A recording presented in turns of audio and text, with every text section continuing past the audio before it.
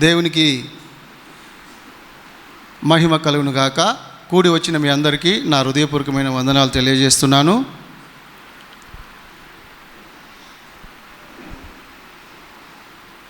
పరిశుద్ధ బైబిల్ గ్రంథంలో నుండి మనం చదువుకున్నటువంటి వాక్యం లూకా శుభవార్త 17వ అధ్యాయము 11 నుంచి 19 వచనాలు మనం చదువుకున్నాం. మరొకసారి చదువుకుందాం. ఆయన యెరూషలేమునకు ప్రయాణమైపోవచ్చు సమరయ గలిలయ ప్రాంతం వెళ్ళుచుండెను. ఆయన ఒక గ్రామంలోనికి వెళ్ళుచుండగా 10 మంది కుష్ఠరోగులు ఆయనకు ఎదురుగా వచ్చి దూరమున నిలిచి, యేసు ప్రభువా, మమ్మను కరుణించమని కేకలు వేసిరి. ఆయన వారిని చూసి, మీరు వెళ్ళి మిమ్మును యాజకులకు కనుపరుచుకొనుడని వారితో చెప్పెను. వారు వెళ్ళుచుండగా శుద్ధులైరి. వారిలో ఒకడు తనకు స్వస్థత కలుగుట చూసి గొప్ప శబ్దంతో దేవుని మహిమపరచుచు తిరిగి వచ్చి ఆయనకు కృతజ్ఞతాస్తుతులు చెల్లించుచు ఆయన పాదముల యొద్ద సాగిలపడెను. వాడు సమరయుడు. అందుకు యేసు, 10 మంది శుద్ధులైరి కారా? ఆ 90 ఎక్కడా?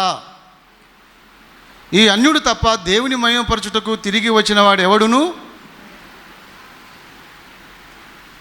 అగుపడలేదా అని చెప్పి, నువ్వు లేచిపోము, నీ విశ్వాసం నిన్ను స్వస్థపరచునని వానితో చెప్పాను.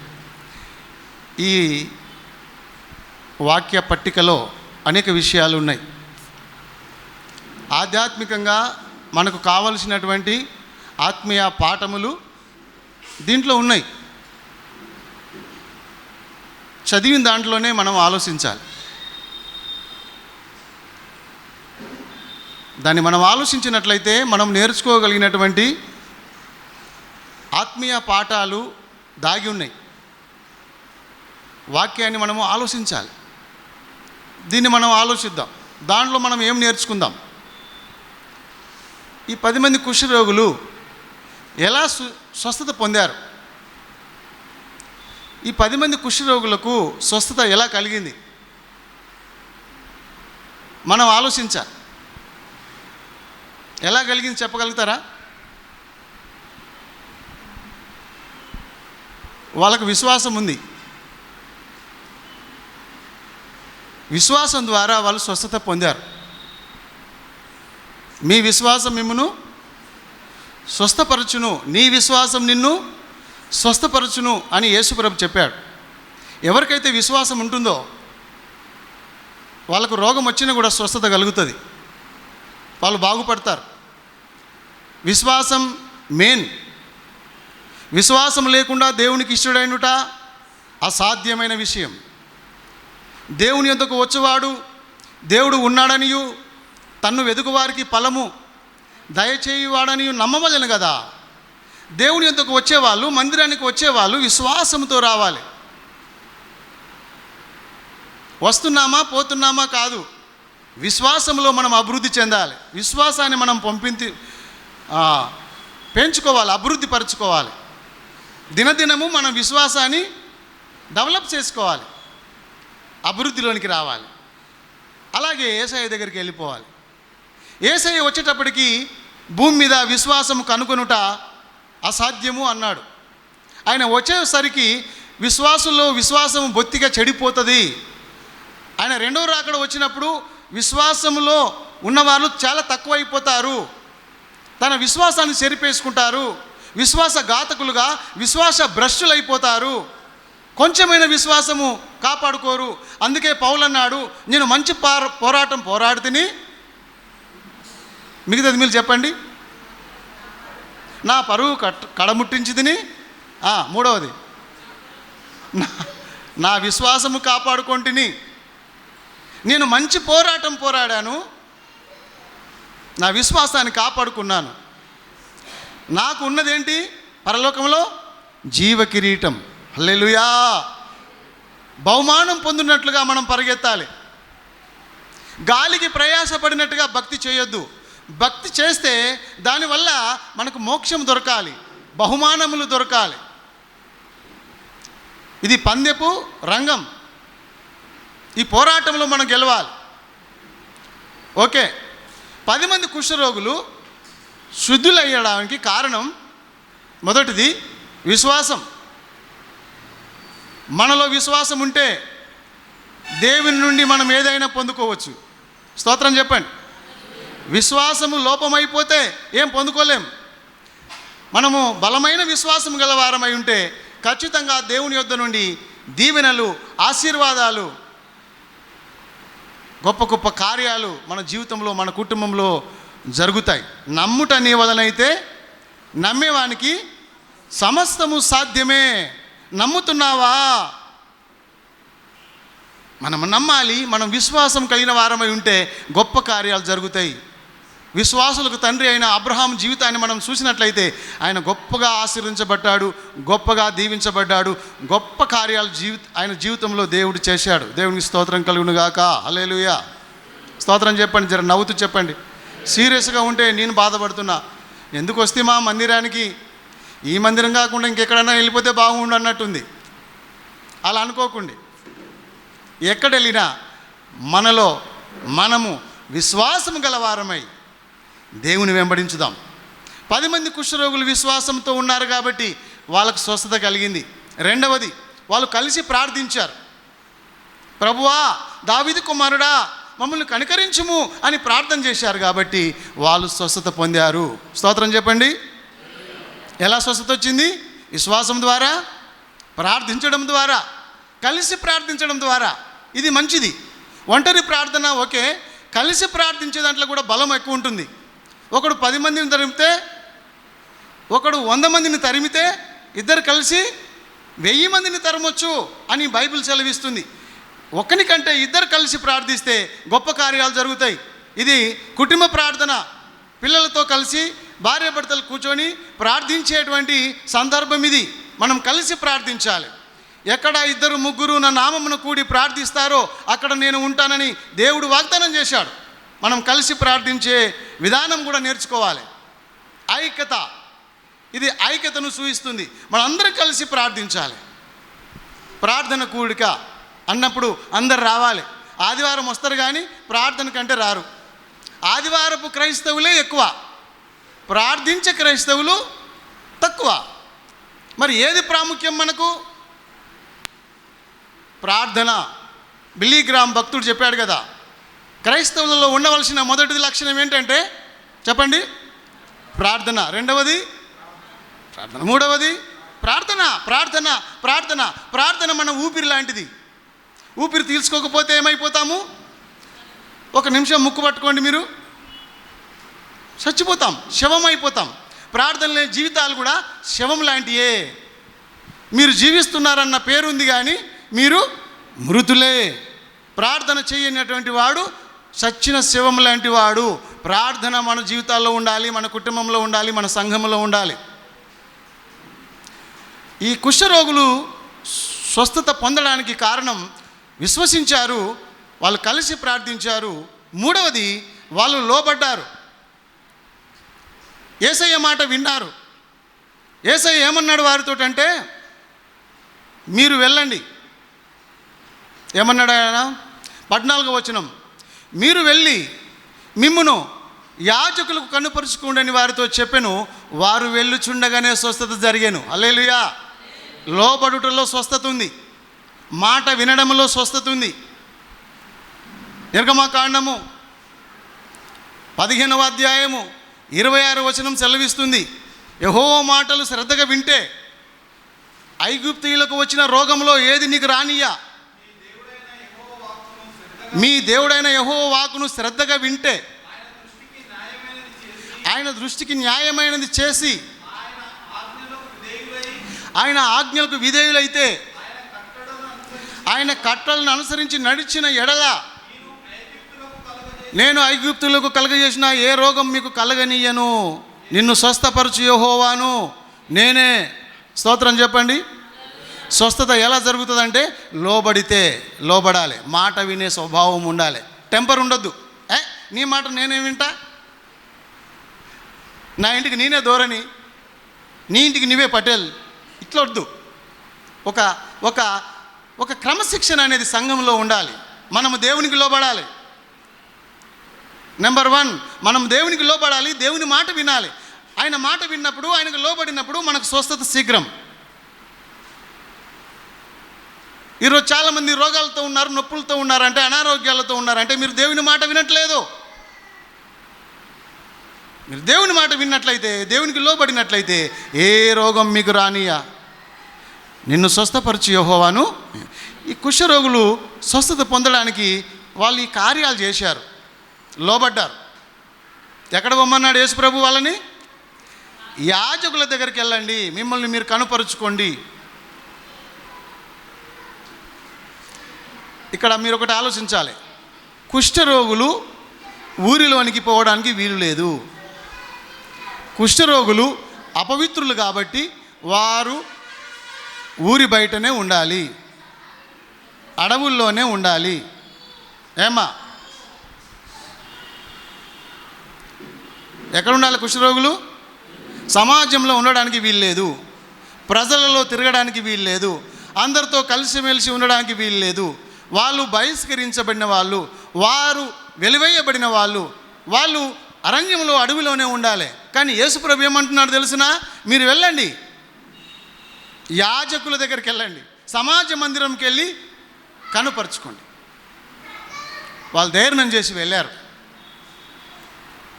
ప్రజలు రాళ్లతో కొట్టి చంపేటువంటి పరిస్థితి వాళ్ళకు ఉంది.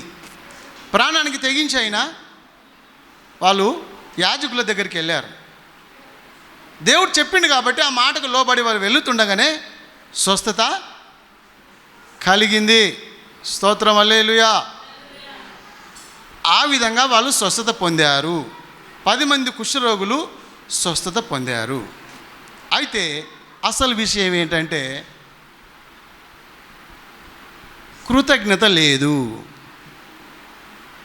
10 మంది కుష్ఠరోగులు స్వస్థత పొందారు, కానీ ఆ 10 మందిలో ఒక్కనికే కృతజ్ఞత స్వభావం ఉంది.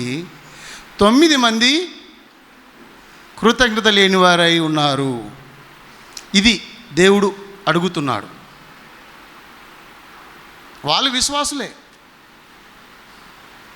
వాళ్ళు కలిసి ప్రార్థించారు. ఈ 9 మంది ఎవరు అనుకుంటారు మీరు? విశ్వాసులు. విశ్వాసం ఉంది వాళ్ళకు, ప్రార్థన చేశారు. విశ్వాసం ద్వారా, ప్రార్థన ద్వారా దేవుని మాట విన్నారు, విధేయత కలిగి స్వస్థత పొందారు. కానీ చివరికి ఏం లేదు? కృతజ్ఞత లేదు. ఏది ఉండాలో అది లేదు, ఏవి ఉండకూడదో అవి ఉన్నాయి. ఈరోజు చాలామంది దేవుని బిడ్డలలో లోపం ఏంటంటే కృతజ్ఞత లేదు. చేసిన మేలును మరిచిపోయేటువంటి ప్రజలు. దేవుని మీద కూడా ఎన్నోసార్లు తిరుగుబాటు చేశారు ఇశ్రాయేల్ ప్రజలు. దేవుడిచ్చినటువంటి ఆహారాన్ని, మన్నాని భుజించారు. దేవుడిచ్చినటువంటి జీవజలములు, బండ నుండి నీళ్ళు ఇచ్చినప్పుడు సేవించారు, త్రాగారు. మాంసం కావాలన్నప్పుడు దేవుడిచ్చిండు మాంసం, పూరిడి పిట్టలను వాళ్ళు తిన్నారు. ఏది కొదవలేదు, అంతా సమృద్ధిగానే జరిగింది. వాళ్ళ బట్టలు చినిగిపోలేదట. ఇశ్రాయేలీలు వేసుకున్నటువంటి బట్టలు చినిగిపోలే, చెప్పులు అరిగిపోలే. దేవుడు అద్భుతంగా అరణ్య మార్గంలో వాళ్ళని నడిపించినప్పుడు వాళ్ళు దేవుని మీద తిరుగుబాటు చేశారు.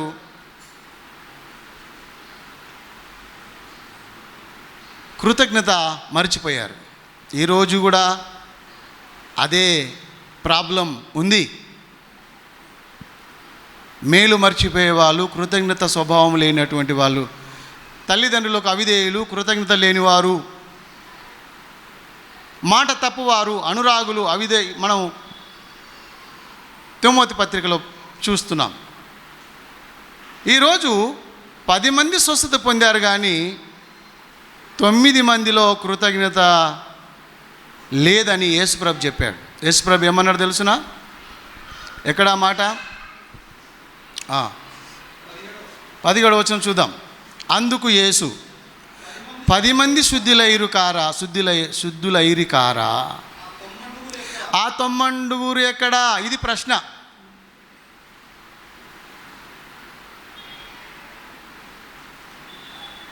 కృతజ్ఞత చాలా ప్రాముఖ్యం క్రైస్తవులకి. కృతజ్ఞత అనే స్వభావము మనందరికీ ఉండాలి.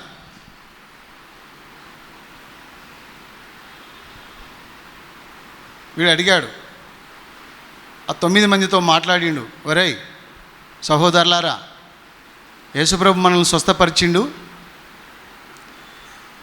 మన దేహము పసిపిల్ల దేహంలాగా మారిపోయింది, కుష్ఠరోగం పోయింది, మన శరీరం ఎంత మంచిగా అయింది చూడు, మనం ఎంత మంచి స్వస్థత పొందినాము కదా. మరి దేవుని దగ్గరికి వెళ్ళి ఆయన పాదాల మీద పడి ఆయనకు కృతజ్ఞత చెప్పుదాం రాడా అంటే 90 ఎగొట్టిరు, రాలే. ఎప్పుడైతే బాగుపడ్డారో అవతల పడ్డరు. ఈరోజు క్రైస్తవులు కూడా చాలామంది ఏం చేస్తారు తెలిసిన, కష్టం వచ్చినప్పుడు మస్తు ప్రార్థన చేస్తారు, బాధల్లో ఉన్నప్పుడు ప్రార్థన చేస్తారు. వాళ్ళు కూడా ప్రార్థన చేశారు కదా, అయ్యా ఈ శ్రమల నుండి మమ్మల్ని విడిపించు, ఈ కష్టాల్లో నుంచి మమ్మల్ని విడిపించు, ఈ రోగం నుంచి నన్ను విడిపించు అని చాలా ప్రార్థన చేస్తారు. దేవుడు బాగు చేస్తాడు. వాళ్ళ ప్రార్థన విని దేవుడు విడిపిస్తాడు, వాళ్ళని దీవిస్తాడు, వాళ్ళని ఆశీర్వదిస్తాడు. ఆ తర్వాత దేవుని మర్చిపోతారు. ఒక ఆమెకు ఒక బర్రె ఉండే. బర్రె తెలుసు కదా మీకు, పాలిచ్చే బర్రె. ఆ బర్రె ఒకటే బర్రె ఉండే. ఆమె ఆ బర్రెని మేపి గడ్డేసి చర్చికి టైంకి వస్తుండే. ఆ బర్రె పాలు పిండి అమ్మిన దాంట్లో 10వ భాగం ఇస్తుండే. నమ్మకంగా ఉంది బిడ్డ. అయితే దేవుడు ఆమె విశ్వాసాన్ని చూసి, ఆమె భక్తిని చూసి ఇంకా 9 బర్రెలు ఇచ్చిండు. ఎన్ని ఇచ్చిండు? మొత్తం ఎన్ని అయినాయి? 10 బర్రెలు అయినాయి, పాలిచ్చే బర్రెలు. 10 బర్రెలను దేవుడు ఇస్తే ఆమె ఏం చేసింది తెలుసునా? ఆ బర్రెల పాలు పితుకుతూ వాటి పేడ తీసేసి వాటికి గడ్డేసి ఆ పాలు అమ్ముకోవడము, డబ్బులు పోగు చేసుకోవడము, చర్చికి డుమ్మలు కొట్టడము, ఆరాధనకు రాకపోవడము, ఆ బర్రెల సేవనే అయిపోయింది. మర్చిపోయింది. ఒక బర్రె ఉన్నప్పుడు మంచిగా వచ్చింది, కానీ చర్చికి 10 బర్రెలు దేవుడు ఇస్తే రాలేదు. ఈనాటి క్రైస్తవులు ఏమి లేనప్పుడు ప్రార్థన చేస్తారు, కష్టం వచ్చినప్పుడు దేవునికి ప్రార్థిస్తారు, అయ్యా నన్ను దీవించంటారు, నన్ను ఆశీర్వదించంటారు. దేవుడు అన్ని ఇచ్చిన తర్వాత మర్చిపోతారు. బైబిల్లో ఒక ఆయన గురించి రాయబడింది. దీనవృత్తాంతముల గ్రంథం చూద్దాం ఒకసారి. దీనవృత్తాంతముల గ్రంథంలో చూడండి ఒకసారి, ఎక్కడ? దీనవృత్తాంతముల గ్రంథము 26 ఏదో మరి నేను దీనవృత్తాంతముల గ్రంథం ఎక్కడ? 26 చూడండి, కరెక్టే నేను చెప్పింది. 26:16 2 దినవృత్తాంతముల 2వ గ్రంథం 26:16. అయితే అతడు స్థిరపడిన తర్వాత మనసులో గర్వించి చెడి. స్థిరపడిన తర్వాత చూశారా? జకర్యా యాజకుడై ఉన్నాడు. ఆయనకు జకర్యా యాజకుని దగ్గర నమ్మకంగా ఉన్నాడు హిజ్కియా. ఎవరైనా? ఉజ్జియా. నమ్మకంగా పెరిగిండు. జకర్యా దైవజనుడు, యాజకుడుగా ఉన్నాడు. జకర్యా మందిరంలో మంచిగా పరిచర్య చేస్తున్నాడు. ఈయన ఉజ్జియా నమ్మకస్తులకు దీవెనలు మెండుగా కలుగునన్నట్టు ఉజ్జియా దీవించబడ్డాడు, ఆశీర్వదించబడ్డాడు, స్థిరపరచబడ్డాడు. స్థలం దొరికింది, ఇల్లు కట్టుకుండు, అన్ని విషయాల్లో స్థిరపడ్డాడు. స్థిరపడ్డానికి ఏమొచ్చింది ఆయనలో? గర్వం, కృతజ్ఞత మర్చిపోయాడు. యాజకుడైన జకర్యాను మర్చిపోయాడు. మందిర సేవనే మర్చిపోయాడు. సంఘ క్షేమాభివృద్ధి కోసం ఆలోచించేది ఇడిచిపెట్టి మర్చిపోయాడు. చివరికి అతడు స్థిరపడిన తర్వాత గర్వించి ఏం జరిగింది తెలుసునా ఆయనకు? చదువునాను. ఆయనకు కుష్ఠరోగం వచ్చినట్టు బైబిల్లో రాయబడ్డది. 26:16 చూడండి ఒకసారి.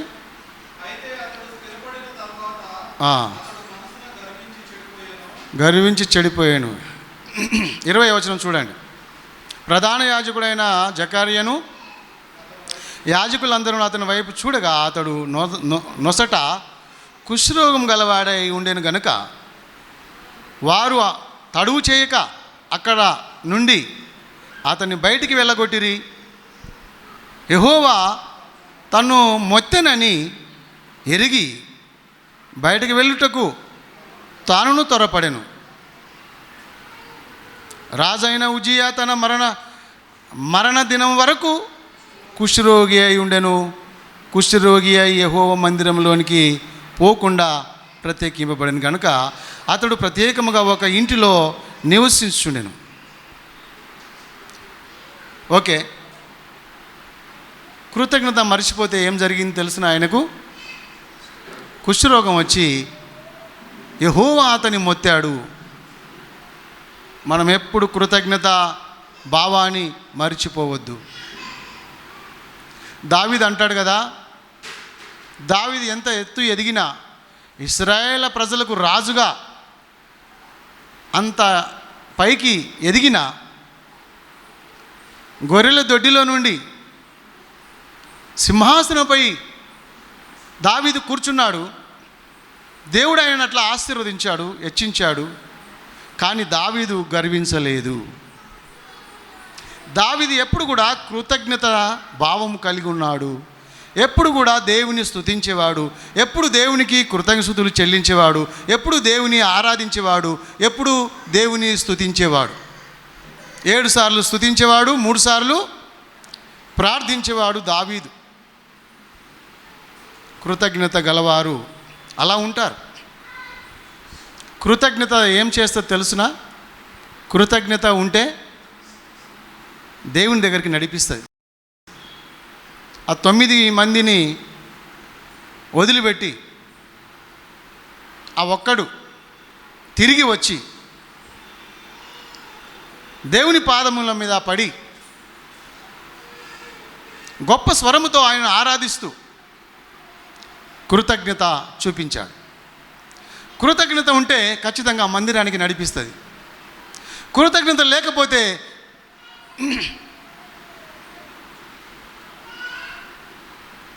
మందిరానికి ఆటంకపరుస్తుంది. కృతజ్ఞత ఉన్నటువంటి వాళ్ళను, కృతజ్ఞత దేవుని సన్నిధికి, దేవుని యొద్దకు, ప్రభు పాదాల దగ్గరికి నడిపిస్తుంది కృతజ్ఞత. ఈరోజు మందిరానికి వచ్చే వాళ్ళందరూ కూడా కృతజ్ఞులే. దేవునికి స్తోత్రం చెప్పండి. కృతజ్ఞత ఉంది మనకు ఎంతో కొంత.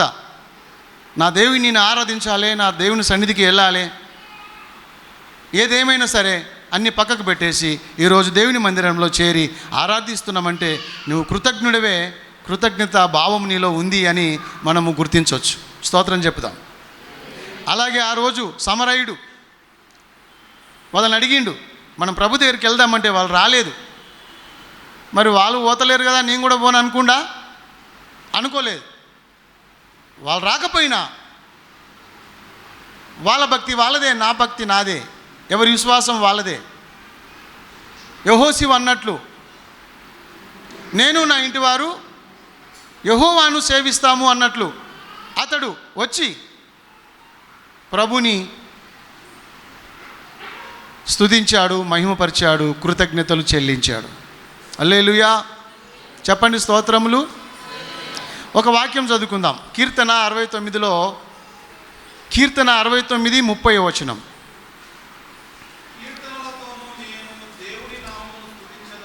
ఆ, కృతజ్ఞతాస్తుతులతో నేను ఆయనను ఘనపరచెదను.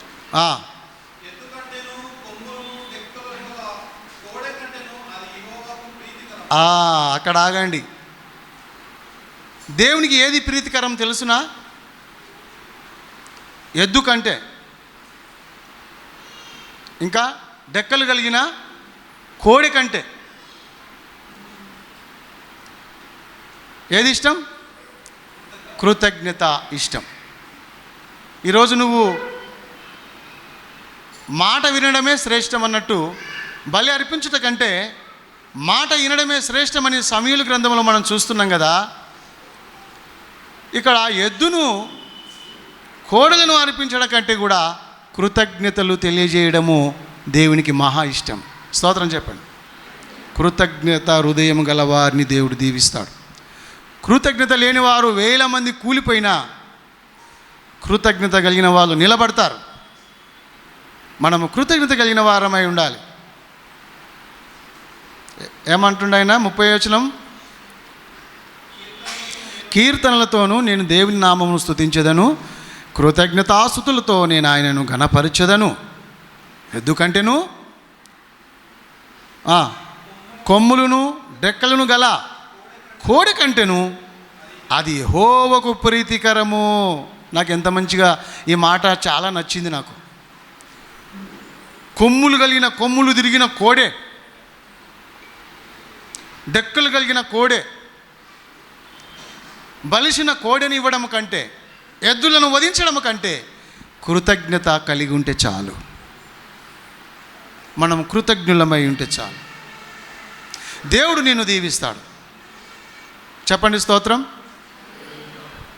స్తుతించండి దేవుని. మాట వస్తలేదు. దేనికంటే ఇష్టపడతాడు దేవుడు అంటే చూడండి. అందుకనే ఇలాంటి కృతజ్ఞతలు మనము దేవునికి అర్పించాలి. ఆ కుష్ఠరోగుల్లో ఒకడు వచ్చి ఏం చేశాడు? కృతజ్ఞతను చూపించాడు. ఆ కృతజ్ఞత భావము అతన్ని ప్రభు దగ్గరికి నడిపించి, ప్రభు సన్నిధికి నడిపించి, దేవుని దగ్గరికి నడిపించి ఆయన పాదాల మీద పడేటట్టుగా చేసింది కృతజ్ఞత. కృతజ్ఞత కలిగి ఉందాము. కృతజ్ఞత మన జీవితంలో చాలా ముఖ్యమైంది. దేవుడు కోరేది ఏంటంటే ఎద్దులను కాదు, కోడెలను కాదు, గొర్రెలు కాదు, మేకలు కాదు. మనం ఏమి ఇస్తాం దేవునికి చెప్పండి? ఒక కృతజ్ఞతగా తప్ప దేవుడు ఏం కోరుతున్నాడు మనలో నుండి? మనం కృతజ్ఞత కలిగిన వారమై దేవుని స్తుతించాలి. ఈ కుష్ఠరోగుల్లో నుండి ఒక్కడు మాత్రమే వచ్చి దేవుని స్తుతించాడు. ఏం చేశాడు ఆయన? దేవుని స్తుతించాడు. ఒక మాట చూడండి, కొలసీలకు రాసిన పత్రికలో పౌలు భక్తుడు చక్కటి మాట చెప్పాడు. 2:7 వచనం, కొలసి 2:7.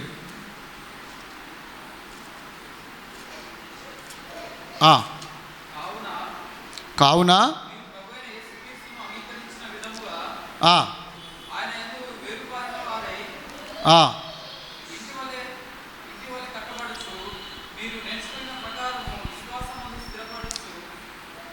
కృతజ్ఞతలు చెల్లించుట యందు విస్తరించుచు ఆయన యందుండి నడుచుకొనుడి. కృతజ్ఞత స్తుతులు చెల్లించుట యందు విస్తరించి.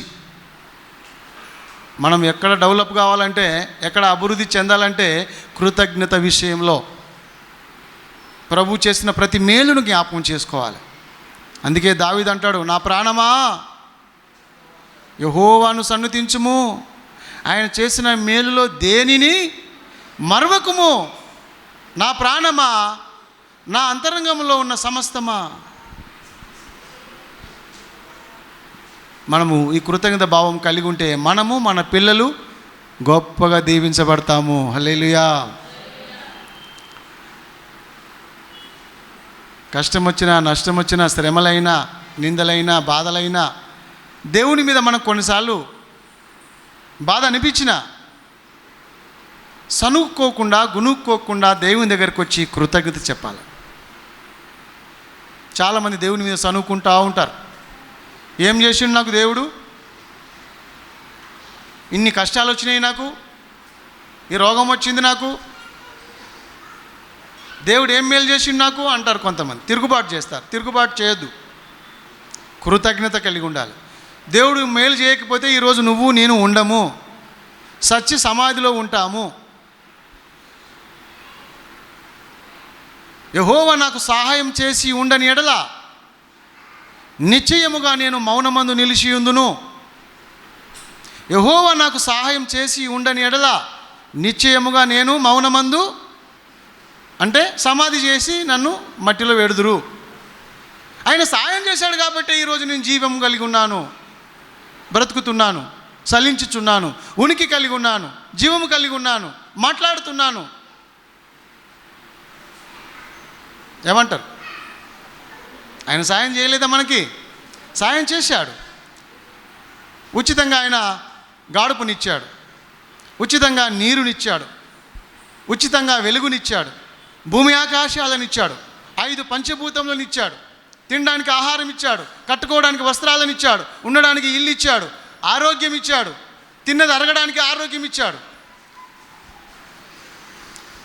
నవద్వారములు కరెక్ట్గా ఉంచాడు. ఒకరోజు నువ్వు వన్ సైడ్ వెళ్ళకపోతే అయిపోయింది నీ పని.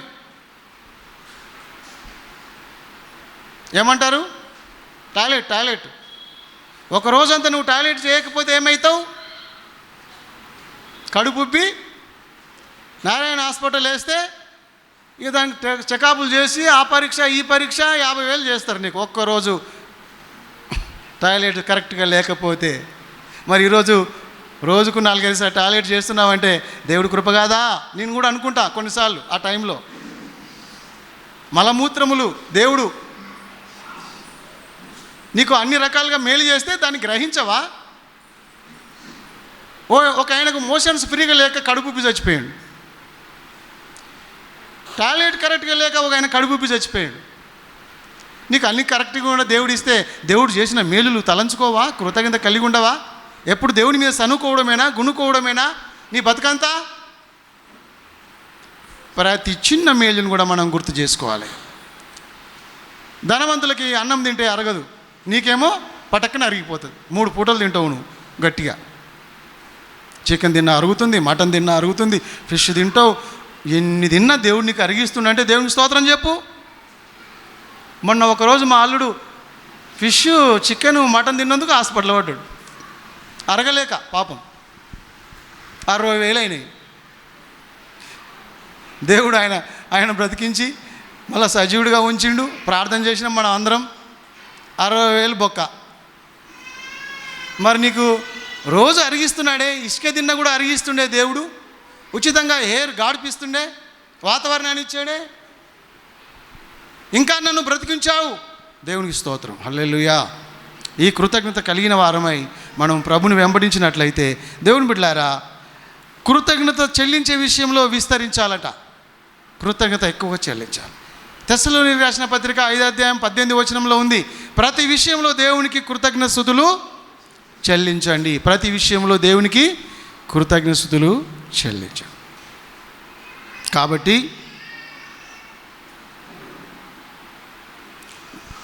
ఈ కుష్ఠరోగి చేసినటువంటి ఒకటి కృతజ్ఞత. రెండవది ఏం చేశాడు ఆయన? గొప్ప శబ్దం. ఏం చేశాడంటే ఆయన గొప్ప శబ్దంతో దేవుని స్తుతించుచు. మనమేమో సిగ్గుపడతాం. దేవుని స్తుతించాలంటే ఏం చేస్తాం? ఒక ఉజ్జీవకరమైన పాట పాడి కాలు కదిలియమంటే కదిలియం. కనీసం చప్పట్లు కొట్టాయంటే కొంతమంది కొట్టరు. సిగ్గు ఎక్కువ. తప్పులు చేసేయడానికి సిగ్గు లేదు, కానీ దేవుడి సన్నిధిలో ఒక నాట్యం ఆడడానికి సిగ్గు, అబద్ధాలు ఆడడానికి సిగ్గు లేదు, కానీ లోకంలో అడ్డమైన పనులు చేయడానికి సిగ్గు లేదు, కానీ ప్రభు సన్నిధిలో ఆనందించడానికి, చేయలేపడానికి, ఒక స్టెప్ వేయడానికి సిగ్గు మనకి. ఈయనైతే గొప్ప శబ్దంతో సిగ్గుపడక అందరిలో కృతజ్ఞతాస్తుతులు. కీర్తన భాగం చదవండి. గొప్ప శబ్దంతో ఏం చేశాడు ఆయన? కీర్తన 147 మొదటి వచనం. మన దేవునికి స్తోత్రగానములు చేయటం మంచిది. అది మనోహరము. ఎంత మంచి మాట! ఈ మాట నాకు చాలా నచ్చింది. గొప్ప స్వరముతో దేవుని స్తుతించడము, ఆరాధించడము దేవునికి మనోహరము. అది దేవుని దృష్టికి ఒప్పితం. స్తుతించే విషయంలో ఎప్పుడు కూడా మనం సిగ్గుపడొద్దు. ఆరాధించే విషయంలో మనం ఎప్పుడు సిగ్గుపడొద్దు. హృదయం ఇప్పి దేవుని స్తుతించాలి, హృదయం ఇప్పి దేవుని ఆరాధించాలి, దేవుని మహిమపరచాలి, దేవునే చూడాలి. హల్లెలూయా. 22వ కీర్తన 25వ వచనంలో ఈ మాట రాసింది చూడండి ఒకసారి. 22వ కీర్తన 25వ వచనం. మహాసమాజంలో నిన్ను గూర్చి కీర్తనలు పాడతాను, నా మొక్కుబళ్ళు చెల్లించదను. చూశారా? మహాసమాజం ఎదుట. కీర్తనలో అనేక చోట్ల ఉంది. అనేక మంది ఎదుట, రాజుల ఎదుట సిగ్గుపడక, సమాజంలో సిగ్గుపడక, సంఘములో సిగ్గుపడక, ఎలుగెత్తి గొప్ప స్వరముతో నేను దేవుని ఆరాధిస్తా. కొంతమంది ఎంత చెప్పినా నోరు తెరవరు, ఉల్లాసంగా దేవుని ఆరాధించరు, విరగరు, నలగరు. స్తోత్రం చెప్పు చెప్పు చెప్పు అంటే స్తోత్రం. గొప్ప స్వరంతో దేవుని ఆరాధించాలి. ఆయన కృతజ్ఞత కలిగిన వాళ్ళు గొప్ప స్వరంతో స్తుతిస్తారు. ఆయన కృతజ్ఞత భావంతో వచ్చి గొప్ప స్వరంతో దేవుని స్తుతించి ఆరాధించాడు ఆ సమరయుడు. అన్యుడు అంట ఆయన. మూడవది, ఈ కుష్ఠరోగి స్వస్థత కలిగిన తర్వాత ఇంటికి వెళ్ళలేదు. వెళ్తుండగా స్వస్థత కలిగింది కదా, మంచోడు అయిపోయాడు కదా. ఆ సంతోషంతో, ఆనందంతో ఇంటికి వెళ్ళి ఏం చేయాలి? ఆయన తన బంధువులను కలుసుకోవాలి, తన ఇంటి వారిని కలుసుకోవాలి, తన భార్య బిడ్డల్ని కలుసుకోవాలి.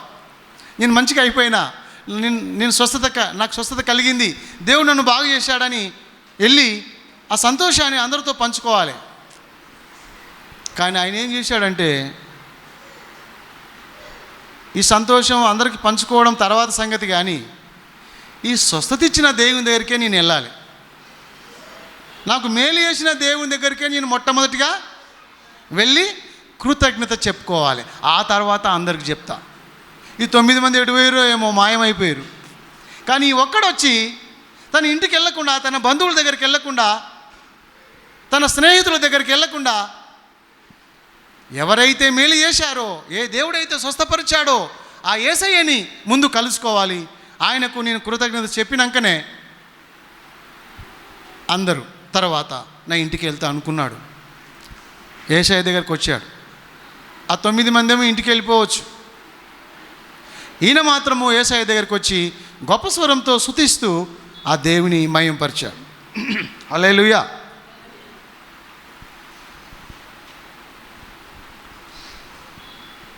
మరి ఇట్లాంటి కృతజ్ఞత స్వభావము మనం కలిగి ఉందాం. ఈ కుష్ఠరోగి, ఈ 10 మంది కుష్ఠరోగులు స్వస్థత పొంది దేవుని దగ్గర మేలు పొంది, దేవుని దగ్గర సహాయం పొందుకొని, వాళ్ళకు మేలులే కావాలి, వాళ్ళకి ఆశీర్వాదాలే కావాలి, దేవుడు వద్దు అన్నట్టుగా వాళ్ళు దేవుని వదిలిపెట్టి వెళ్ళిపోయారు. ఒక్కడు మాత్రమే తిరిగి వచ్చి గొప్ప స్వరంతో దేవుని స్తుతిస్తూ, మహిమపరుస్తూ, కృతజ్ఞతలు తెలియజేస్తూ ఆయన పాదముల మీద పడి ఆరాధించాడు. ఈరోజు నీకు విశ్వాసం ఉండొచ్చు, నువ్వు ప్రార్థన చేయొచ్చు, కృతజ్ఞత ఉందా? అది కావాలి మెయిన్. ఆ 9 మంది, ఆ 10 మంది విశ్వాసం ఉంది, వాళ్ళకు ప్రార్థన చేశారు, స్వస్థత పొందారు. ఈరోజు నువ్వు కూడా విశ్వాసం ఉంది, నీకు ప్రార్థన చేస్తావు, ఆశీర్వాదాలు పొందుతావు, దీవెనలు పొందుతావు, స్వస్థతలు పొందుకుంటావు, దేవుని దగ్గర అన్ని మేలులు పొందుకుంటావు. ఓకే, కానీ కృతజ్ఞత ఉందా? మనము కృతజ్ఞత కలిగి ఉందాము. మనకెవ్వరు కూడా ఏ చిన్న మేలు చేసినా అదని మర్చిపోవద్దు. వాళ్ళకి మనము థ్యాంక్స్ చెప్పాలి. మరి మన దేవుడు గొప్పవాడు, మనల్ని జ్ఞాపకం చేసుకున్నాడు.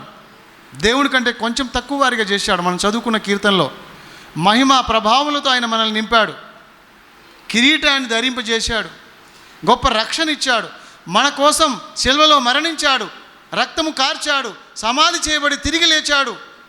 ఇప్పుడు మనందరి కోసం విజ్ఞాపన చేస్తున్నాడు, త్వరగా మనల్ని తీసుకుపోవడానికి కూడా రానై ఉన్నాడు. ఇవన్నీ తలంచుకుంటూ మనము కృతజ్ఞత కలిగిన వారమై మన జీవితకాలం అంతా కూడా దేవునికి కృతజ్ఞులమై ఉందాము. ఆమేన్ చెప్పండి. God bless you. పరలోకపు తండ్రి, 10 మంది కుష్ఠరోగుల యొక్క సందర్భం లూకా సువార్త 17వ అధ్యాయం 11 నుంచి మేము చూసాం. వాళ్ళలో 90 కూడా కృతజ్ఞత లేని వారుగా వెళ్ళిపోయారు. ఒక్కడు మాత్రమే కృతజ్ఞత కలిగి నీ దగ్గరికి వచ్చి నీ పాదాల మీద పడి నీ నామమును మహిమపరిచి ఘనపరిచాడు, గొప్ప స్వరముతో నిన్ను ఆరాధించాడు. అలాంటి కృతజ్ఞత స్వభావము నాకు వాక్యాన్ని విన్న నీ బిడ్డలందరికీ దయచేయమని యేసు నామములో ప్రార్థిస్తున్నాను తండ్రి. ఆమెన్.